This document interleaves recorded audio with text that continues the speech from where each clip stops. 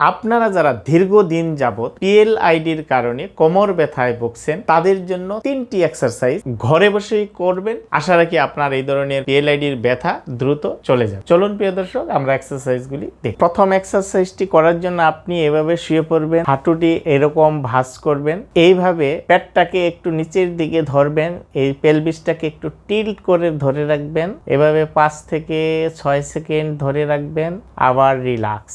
এইভাবে 10 বার রিপিটিশন করবেন। দ্বিতীয় এক্সারসাইজটি হচ্ছে এভাবে পা দুটি বালিশের উপর রেখে আস্তে আস্তে কোমরটা উঁচা করে ধরবেন, 5 থেকে 7 সেকেন্ড এটাকে ধরে রাখবেন, দেন আস্তে আস্তে আবার কোমরটা নামিয়ে ফেলবেন।